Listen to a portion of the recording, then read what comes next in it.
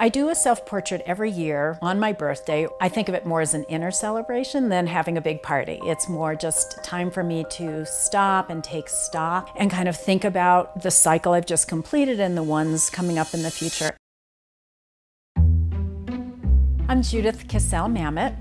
I am an art educator and I'm an art journaler. I consider myself a story seeker. I work in mixed media and I love adventures, so I'm going to throw that one in there too. I have a hard time saying that I'm only this or I'm only that. So this notion of identifying with a specific category for me doesn't fit as much as identifying with all the pages in my journal. And I found that taking the time to be intentional about doing a self-portrait is a really good time to just see what's in my viewfinder right now, what am I looking at, what do I want to play with, and again, standing in that spot of looking backwards and looking forwards. So when I look back over 15 or 20 years at these self-portraits, I can have a pretty good laugh at, oh my gosh, I remember when I was in that space or tried that or did this. Some of it is laughing at myself, some of it is laughing at circumstances. Mostly it's a lighthearted look, coupled with that tension about, no, this is a serious time to be mindful about where I am. So when I started off teaching, I was really into pottery. That was my starter marriage. And I was doing pottery and everything was great. And then I started to sort of drift a bit and get really interested in pastels because I love the immediacy, I love the colors, and then I found art journaling. Art journaling to me is, well, it's permission and it's adventure. First of all, it's portable for me. And I love the ability to move and flow and explore and art journal in the mundane spaces of my life. What's the worst that can happen? I just turn the page. There is so much freedom in art journaling for me. So when I approach a self-portrait, typically what I do is I start with the text, again, because I like the way the text looks graphically, but more importantly, I'm thinking about what are the stories of the last year? Where do I want the story to go in this coming year? I really love to be in a place that is stimulating, that has good energy, has to have good light. Sometimes that's my car, sometimes it's a coffee shop, sometimes it's on a rock. I'm looking for inspiration. I'm looking to get started. I'm looking to write the first word. So sometimes working in an art journal can be very intimidating, looking at a big blank piece of paper. And so jumping in and getting my text totally activates it, totally takes the precious feeling away, totally gets it ready and gets me sort of in the mood. And then I circle back and will work on top of that text in a mixed media fashion.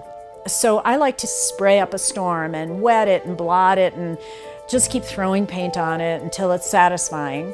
I really love that tension between control and the flow, the lack of control. That seems to marry, that duality really connects with who I am. I see those two, the collage, the creation of the collage pages, the more controlled, like creating a face, coming together, and I just find that such an interesting place to reside. I'm a little bit more open, like more of a sponge, to see something and then try to figure out what is, scratch the surface, what is right below that, that's a metaphor that I might be able to use for self-growth, really, that would like highlight the joy and the adventure. My hope, and it's pretty lofty of course, but my hope is that it's, by doing these metaphors, that it's making me a little bit more sensitive and that my own personal growth will go forward, because a nice outcome of course is to feel like I've learned something out of this and I can be a more receptive person in general and a more joyful artist in particular. Leaning towards the fun and in many ways lowering the bar has really been a big motivator for me. To me, fun is really talking about that inner spark, that wink, the cosmic wink, the inner joy. It is such an important part of self-expression.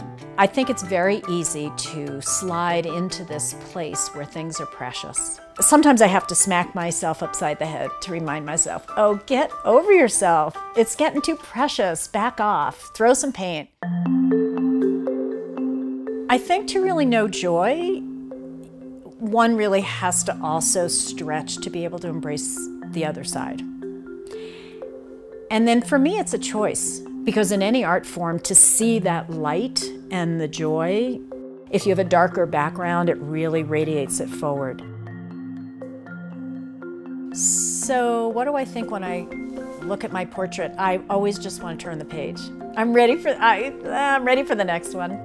And it's hard to explain when the process ends, but it just sort of feels like the sentence has either run on enough or I've put a period on it, and then you know what? I'm ready to just move on. Turn the page, try something totally different, or sit back and wait for another year to go by before I go this direction again.